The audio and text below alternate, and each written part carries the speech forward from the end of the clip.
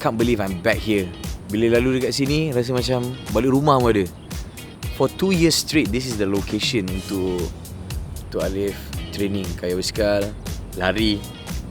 Nasib tak boleh swimming. Kalau tidak dah boleh swimming lah kat sini. Anyway, I'm here with my man Idan Shah from SSC Smart Coaching. Korang pun biasa tengok Idan on our first video lama dah. I think that was months before Ironman punya ni. 5-6 months. And during that one class je, I think I improve my technique, bro. Yeah. Aku rasa daripada lari 11 pace 11 terus pace 3. Tapi hari ni sebenarnya I nak sembang with Idan. Post COVID ada efek penat. Alis pengalaman dia sendiri memang penat, bro. Kalau naik tangga satu flight tu selalunya tak penat kan. Ini dia naik, dia penat tapi dia lambat recover. I don't know whether there's a medical punya explanation. But to me it's more logical that kita 12 hari quarantine tu, then your body dah detrain kan, dah drop. So actually your immune system already drop. Okay, that's the one thing. And then it's true actually when we talk about COVID, it's 100% sometimes the effect from the lung first. Yes. So it's how you breathe kan, macam mana cara kita bernafas. So for sure actually kita start exercise, kita start to do something yang kena ada oksigen. Yes, kita akan rasa susah. So that's why I think this is the biggest challenge for people yang post COVID who are active. Walaupun aktif, kita ada recently saya dapat message someone yang triathlete juga daripada Sabah. Yes. So dia kata sekarang nak jogging 30 minit pun susah. Kan? So I can give basic advice for them. So maybe today is the best time kita boleh share to everyone lah.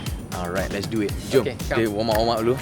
Semalam sebelum nak start shoot hari ni, Idan suruh pakai heart rate monitor on the chest. And also dia nak tengok heart rate, resting heart rate. So kita check resting heart rate Alif. On Garmin, last 4 hours he was sleep. The resting heart rate was 46. Okay, so resting heart rate very very important. Kenapa kita nak check resting heart rate in the morning? Sebab dia boleh tahu kita punya current condition untuk hari tersebut. Maksudnya kalau resting heart rate dah really high, tinggi, maksudnya mungkin kita punya condition on that day not really good lah. Meaning kita fatigue, tak cukup tidur ke apa sangat dah. Tak cukup rest. Selalunya kita punya resting heart rate akan naik tinggi dan tinggi. Kalau kita many days tak cukup rehat. Lagi satu, resting heart rate bagus kita check in the morning. Setiap pagi. Kita boleh tahu dalam masa 3 ataupun 4 minggu sama ada kita jadi lebih fit ataupun tidak. Maksudnya kalau kita lagi fit, selanjutnya resting heart rate akan turun lagi rendah. So meaning korang pun dah boleh start pakai jam, your smartwatches. Where when you sleep. If you have your Garmin, use your Garmin, is very accurate. And kita boleh monitor. Ali pun sendiri masa training pun I was so obsessed with my resting heart rate. And then I hit pernah 42. Masa fit lah. I think it was a night before Ironman punya race tu. It was the best heart rate.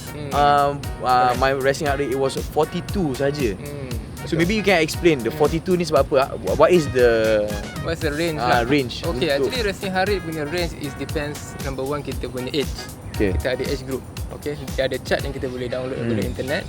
So kita boleh tahu actually what's the minimum, whether kita good, very fit ataupun poor. So numbers tu kita kena check the chart. I tak ingat the chart. Sebab kita kena tengok umur. Tapi selalunya kita nak bezakan, kalau kita dah ada average resting heart rate dalam masa seminggu, kita nak tengok mungkin 1 bulan daripada sekarang, sama ada dia lebih tinggi ataupun lebih rendah. Nak tengok je kita chart rate. Resting heart rate chart. Age 30, Alif 43. Pagi tadi 46. Dekat mana chart? So athlete lah. Nampak tak? Tapi ni 49. Maksudnya 49.54. So lagi rendah dia athlete, mean pro already lah. No lah actually. So mean very fit lah as a person. What's your resting heart rate? Saya punya dalam 45. Bawah 45. Tapi kalau really fit time, maybe boleh pergi 42. Betul. I memang rasa bangga lah kalau hit 42 tu. 4. Okay, so good. So we're ready to start. Memang ada rasa sikit dia punya Yang rasa masa engaging. And dia punya heart rate tu dia ada warm up, tapi dia tak macam warm up yang biasa kita buat yang macam betul. tak ada. More relax, ready for the short and easy run. Alright, let's go. Bottom roll. Good. Jom. 4 minit lari, 1 minit jalan. Kita akan keluar nafas daripada mulut 2 kali maksudnya. In, out. Okay, so now we're gonna talk about kita dah tahu sikit heart rate on condition. So kita ataupun kita semualah yang post covid ke, or orang yang dah lama tak train, Betul. Idan's gonna give us a bit of technique on how to kickstart balik kita punya running training. Hopefully don't kill ourselves. Don't worry, today kita ada chest rate heart rate. That's very Yes. good. Okay. So ramai orang tanya saya macam mana kita nak check heart rate bila kita training. So dia ada beza antara kita pakai chest rate heart rate dengan kita pakai pulse rate daripada jam. Yes. Okay, reading daripada jam untuk exercise kalau especially kita running. Okay, so reading dia tak accurate sangat. Okay. Kalau you really concerned about you punya heart rate bila you exercise, try to invest in the chest rate. So good juga kalau kita boleh tahu kita punya resting heart rate sebelum start exercise. Yep. Okay, selalunya mungkin resting heart rate bila kita exercise waktu pagi rendah berbanding petang. Kan, lalu petang after kerja kita nak exercise, mungkin resting heart rate tinggi sikit. So selalunya kita akan pastikan mungkin intensity dia relax sikit lah. Macam tu lah. Okay, now kita dah connected my watch and my Garmin heart rate monitor. So it's accurate. Kalau kita pakai jam pun okay, tapi now kita dah enhance dia dengan more accurate. More accurate. Okay, ngam.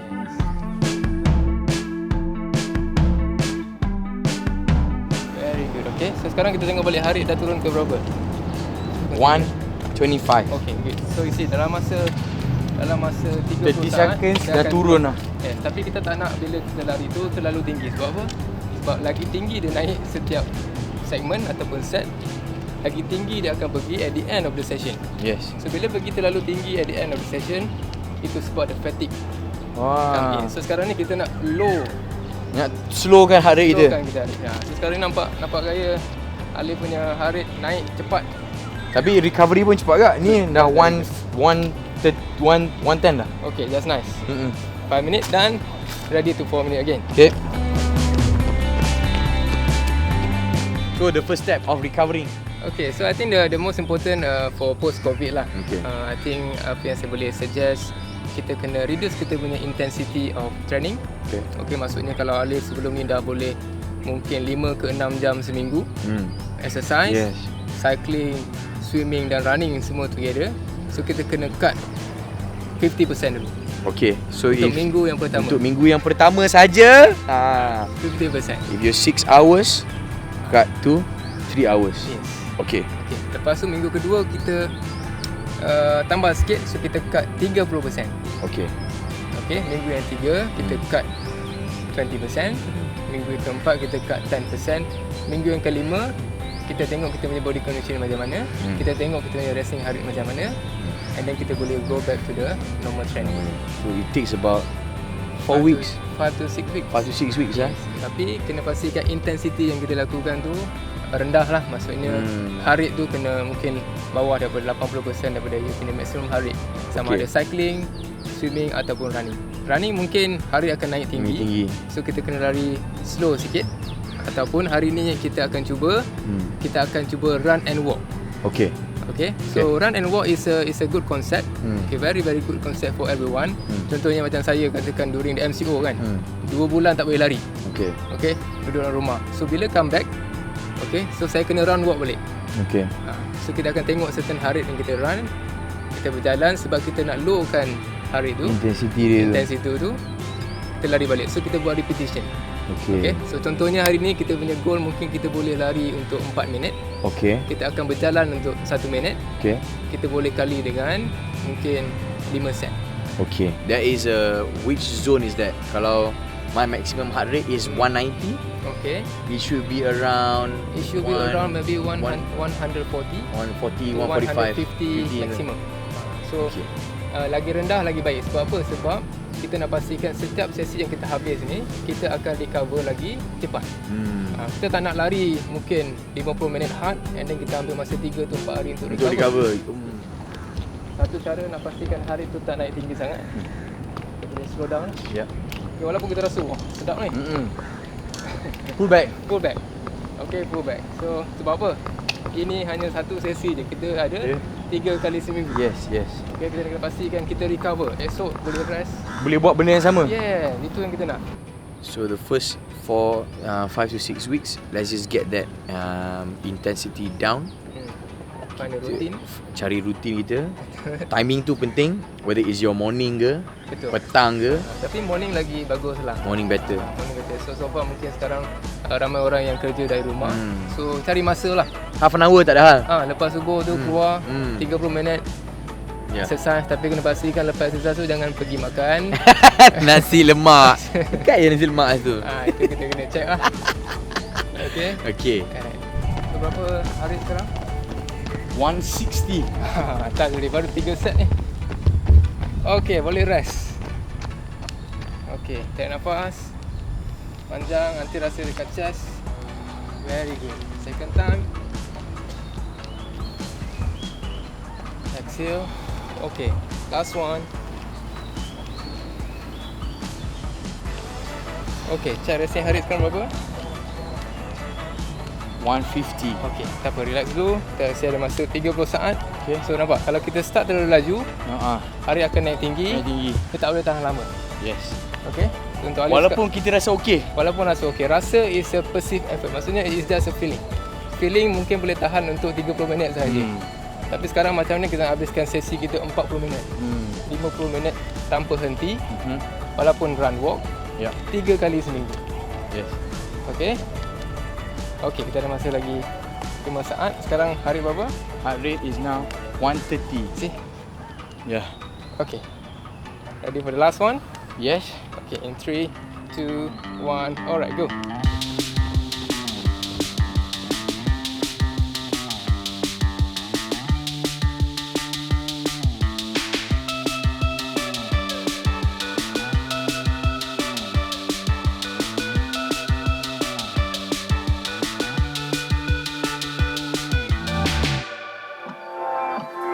So well done Alif, kita finish hari ni 30 minit run. 4 minit lari, 1 minit jalan. Okay, walaupun intensity dia taklah terlalu susah, tapi it's good start to build up balik you punya aerobic fitness. At the same time kita boleh habis the session, kita tak rasa penat. Kita boleh maintain this style session 3 kali seminggu. We want that consistency. Betul. Consistent dan kita tak nak attack yang satu kali keluar tu bantai. Tapi seminggu cuti. Betul. That's not really good. That's not good. Saya perasan tadi mungkin set yang kedua kita start terlalu laju. So kita try to reduce kita punya pace sikit untuk set yang ketiga. To make sure heart rate still on the range of the aerobic. Sebab apa? Sebab kita nak pastikan kita reduce the pace. Don't worry about the pace too much. See the heart rate. Kalau rasa heart rate dah naik, slow down. Perlahankan sikit. Sebab apa? Everything we need to go back to basic. Walaupun kita dah pernah buat Ironman, mungkin kita rasa boleh lari 42 km. Tapi dengan current condition sekarang, kita kena tahu kita punya matlamat dan go. Yes. Tadi waktu lari Idan dia cakap pasal how sometimes bila you train for performance, it's not really healthy. It's not really healthy, it's not in sense. Meaning, okay, maybe Alif boleh explain lah. Kadang-kadang bila kita macam Alif kita buat race lari half marathon ke kan, yang betul-betul nak race, ataupun you compete in an Ironman, bila you dah exceed you punya effort tu, it takes you 40 days untuk recover. Untuk Mas Alif buat Ironman tu, it took me 42 days untuk recover. So masa tu muscle pun dah fatigue. And your body pun memang lambat untuk recover. Yes, and then mental also tired. Yes. Itu yang Idan katakan, sometimes bila you buat performance, it's not healthy. Tapi yang you nak achieve sekarang ni, apa yang kita semua nak achieve adalah to stay healthy. Stay healthy. So Misi kita yang pertama. betul. So stay healthy maksudnya bila kita lari ke, cycling ke, or any exercise at a lower intensity, okay, you akan recover cepat. Okay, at the same time actually your mental become more fresh. Okay. Okay, so kenapa saya kata kalau performance normally is not really healthy, sebab apa? Sebab ambil masa to recover. Kita bukan nak training kayu basikal ataupun lari untuk prove to anybody. Tak nak. Kita bukan, weh aku Laju lah. sampai 190 dah heart rate aku, ataupun aku lari laju lah. No, that's not the point. Semua yang kayu basikal yang kononnya pace 45 nak race on a weekend, no, that's not Kadang-kadang okay lah. Kadang-kadang sekali-sekala okay, but when you want to stay healthy, it's this heart rate yang 70 to 80% daripada you punya maximum heart rate. Maksudnya maximum heart rate kita count 220, tolak you punya umur. That's a basic calculation. okay. Okay, itu consider 100%. Yes. So kita kena kira daripada 220 minus umur tu, berapa dia punya BPM, Okay. kita kali dengan berapa persen. So you do your maths. Dah tahu maksimum kalau dah pakai heart rate monitor, Betul. dah pakai jam, tengok kalau dah 220 tolak umur, that is your maximum heart rate. 80% je Daripada nombor tu. daripada nombor tu. Betul. Now that is a good fact untuk korang start balik. So sebenarnya Hmm. after COVID ni it's your body tengah nak recover balik. And for you to start back healthy, it's your exercise and your food. Betul. Cukup tidur. Cukup tidur, pastikan nutrition yang kita ambil tu is healthy, dan mungkin boleh ambil some vitamins. Kadang-kadang makanan yang kita ambil tu mungkin tak cukup nutrien. Kita boleh kenyang kita makan makanan tapi mungkin tak cukup nutrien. So, mungkin kita kena ambil multivitamin ataupun vitamin C daripada buah-buahan lah. So guys, untuk mulakan korang punya ni, ingat balik teknik. Tengok previous video Alif dengan Idan. Tahun lepas punya video. Tahun lepas punya video, you punya teknik. And for you to start back balik you punya training, calculate your heart rate. And try to invest on the chest rate. Get this heart rate. Nak tunjukkan aurat pula kan. So korang boleh tiru Alif punya modul ni dengan Idan. So don't forget to warm up 10 minutes. 10 minutes Stretching sikit. And then buat 4 minit run at the correct heart rate. At the correct heart rate, at the correct pace. Meaning korang punya pace yang korang rasa comfortable. Kena perlahan sikit. Bila rasa penat, slow down. And 4 minutes run, 1 minit jalan. 1 minit jalan. Buat untuk berapa set? Mungkin dalam 6 ke 8 set untuk 8 satu set. sesi. Don't exert. Consistency is key. All the best.